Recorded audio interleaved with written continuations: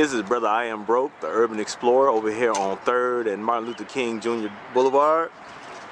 And as I pan around, I'm down here today with Barry Ross and Evan Nash. And right now, what we're going to do is pan around to the left, and what you're looking at to the south is the NSO, Neighborhood Service Organization Tumani Center.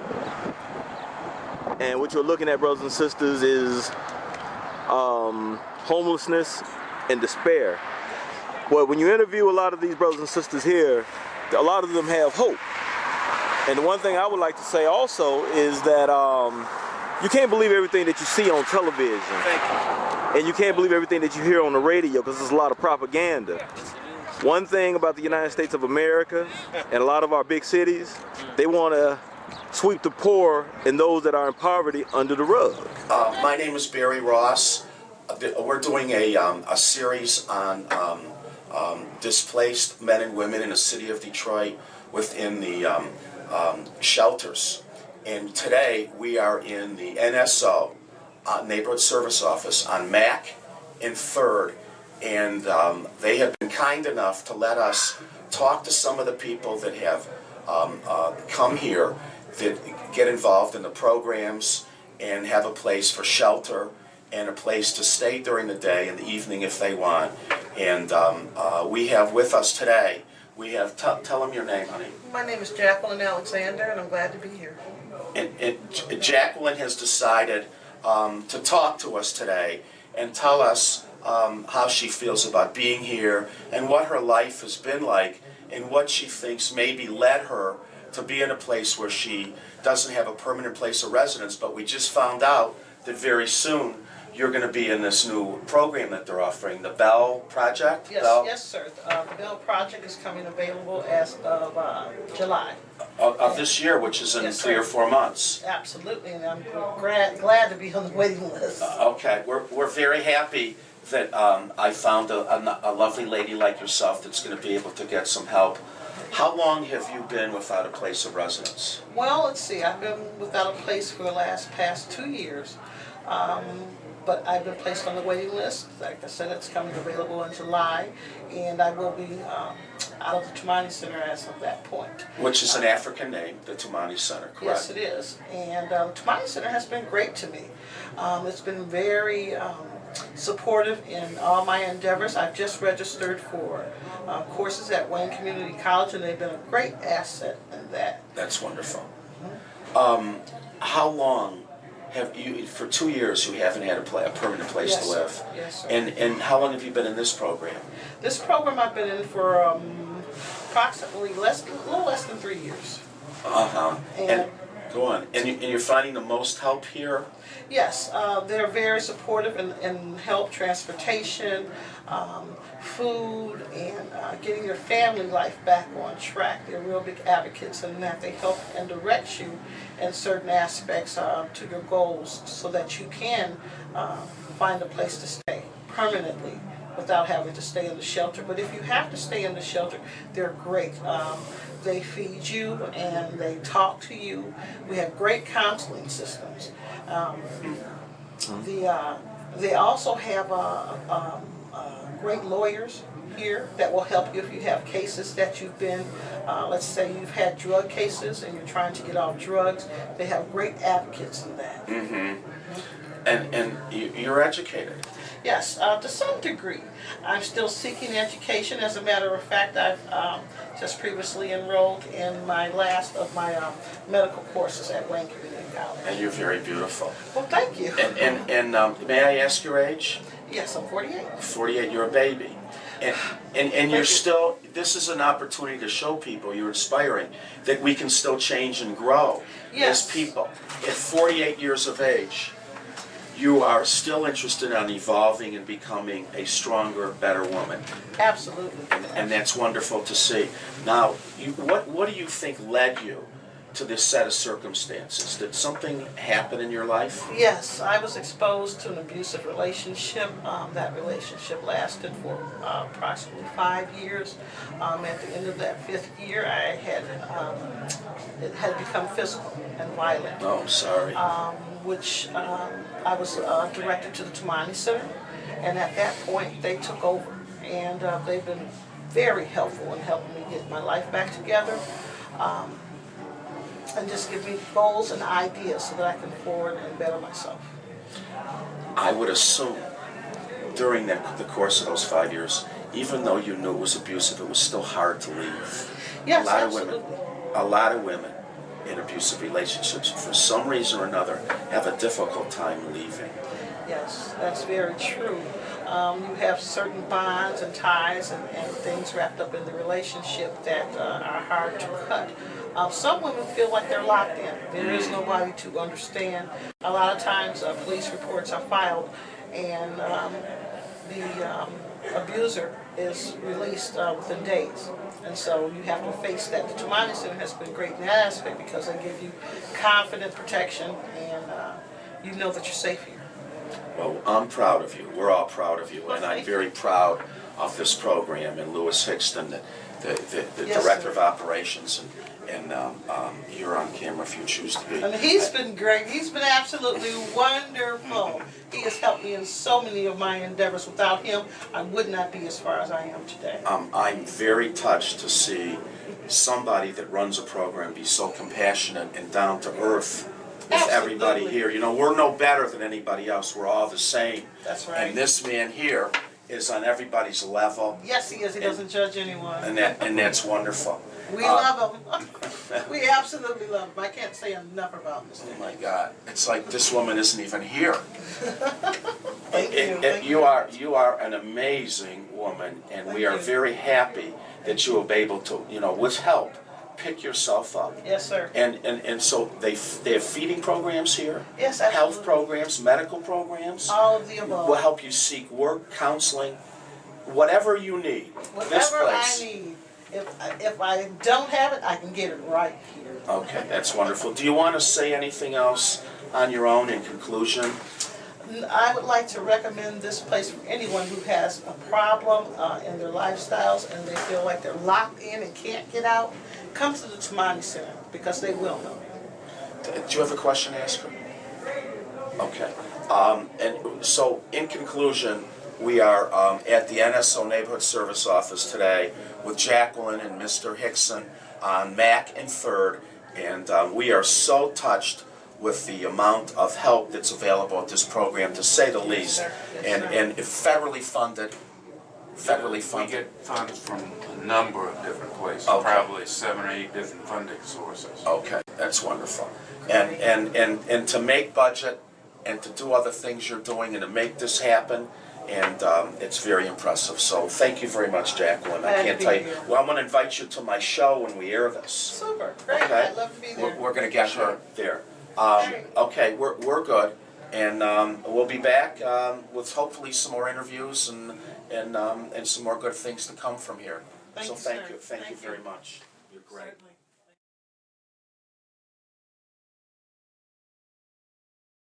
Okay, we are still here at the Neighborhood Service Office on Mack and 3rd under the direction of Lewis Hickson, the Chief of Operations, I'd like to say. And today, we're talking to men and women who have been on the streets, so to speak, been displaced for long periods of time. And we're coming here today with love. We're coming here to find out what has happened to our men and women that don't have a home any longer. What are the reasons that brought them here? And this place here is second to none with programs.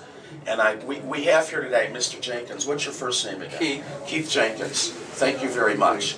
He is the personal security guard of Lewis Hickson. He watches out for the chief, correct? Right. And because you love him, he's a good man, and you guys do look a little alike. Yep. We can look at each other, be that. Listen, how long have you been here?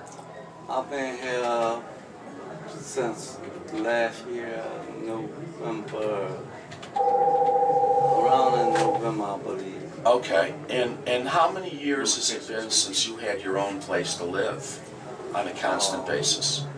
Been a long time? It's been, I had to, me and my girlfriend was together. And we named both was on the lease, but the landlord wanted to use one person's name. Well, how many years has it been? 5, 3, 10? I've been homeless before. It's been about five years. So you've been homeless on and off, Yeah. different periods, Right. for a long time?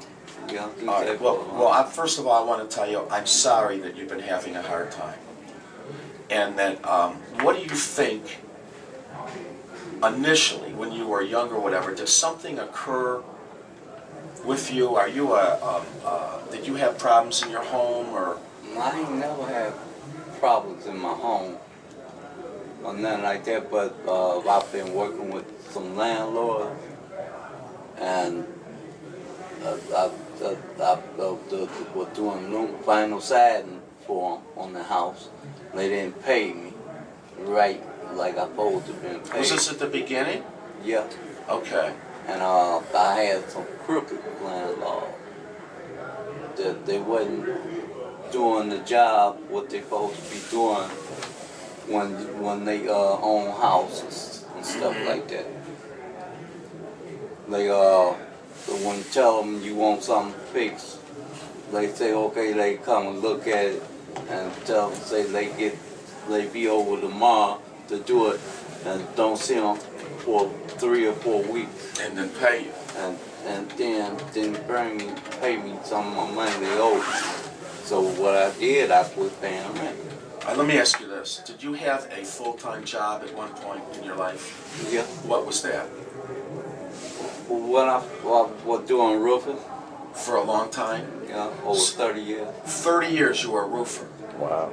That's a long time. And how old are you? I'm 59. You're 59. So when you lost the roofing position, I quit that job because I was working for 3 brothers, and they beat me out of some money. okay. So when you quit that job, is that the beginning when things started getting rough for you? Yeah, in a way. Oh, okay. In a way. Okay. But I kept finding some other kind of work I can do if it wasn't work, roofing, landscaping.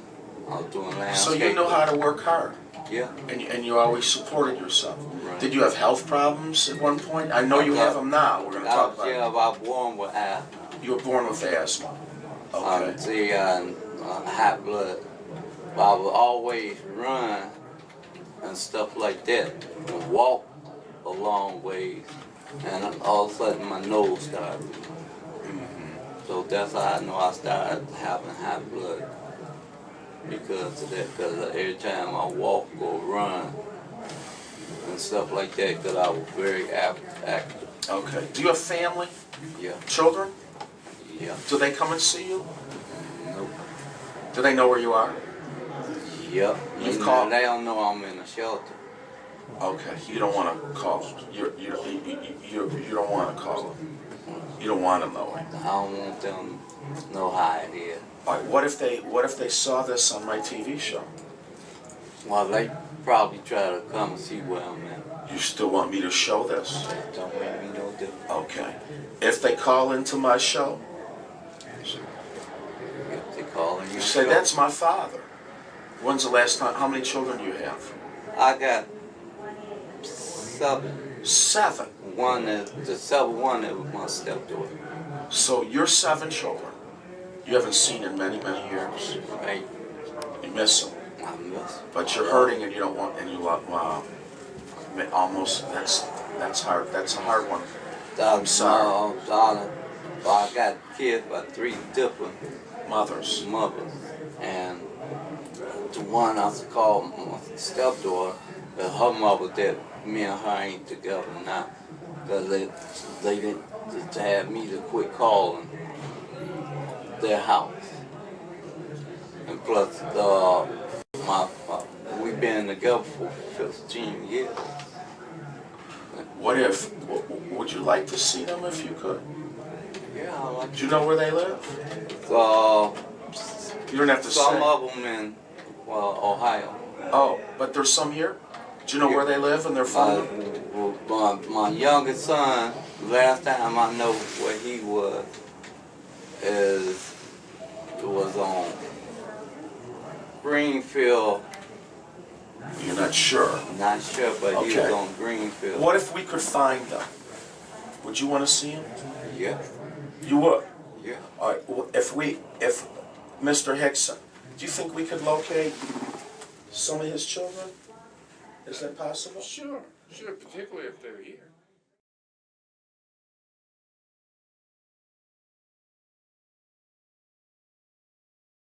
We're here today outside of the NSO's Neighborhood Service Office on 3rd, right near Mac, and we're here live with Miss Jackie.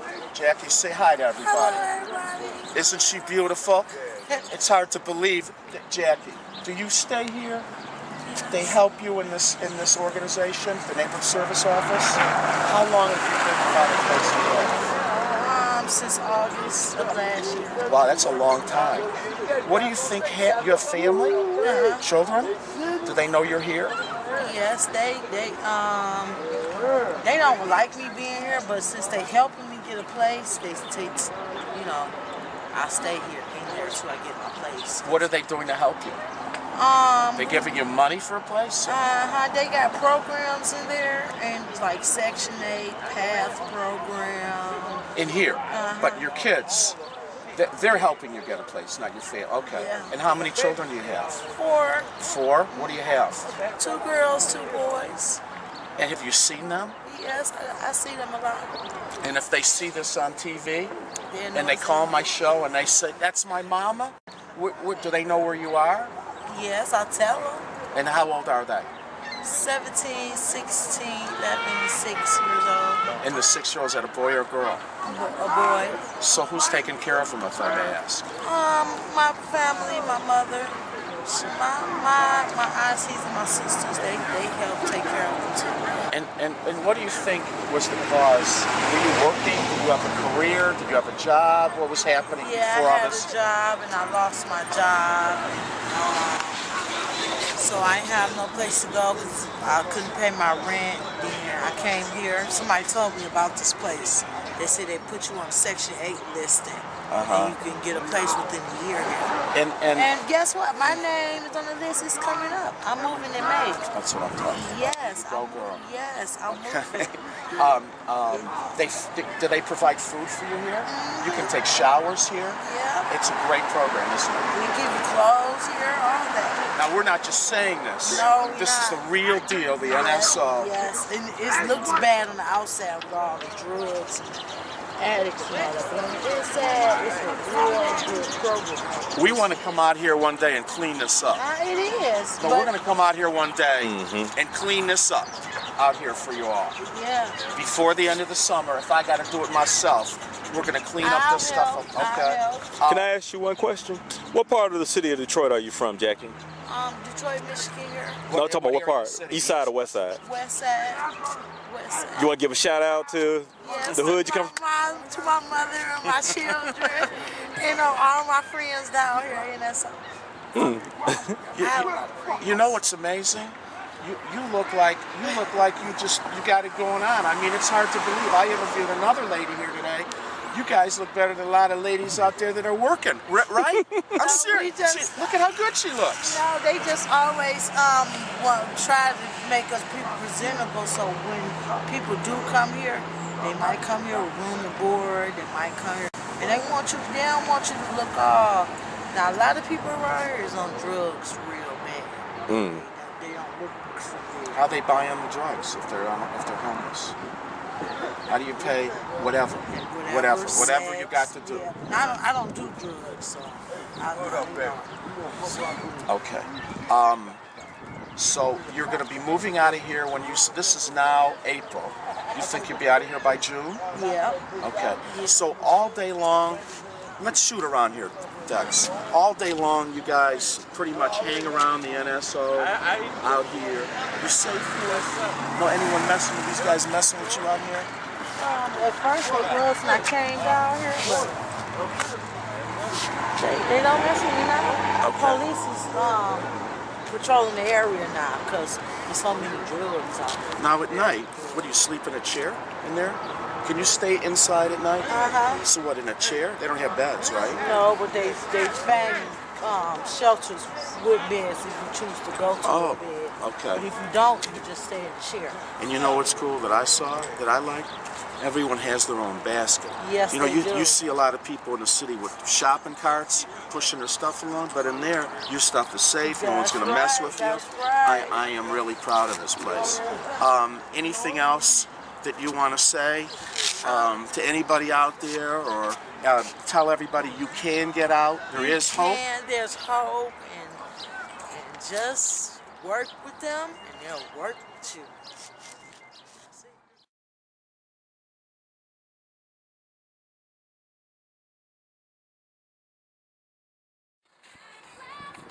We're out here on the corner of Mack and Martin Luther King at the Neighborhood Service Office. This Neighborhood Service Office is regarded as the most complete service office in the entire United States. They have every conceivable program. They have medical. They can get you counseling, psychiatric. They can get you a physical. They can get you back to work.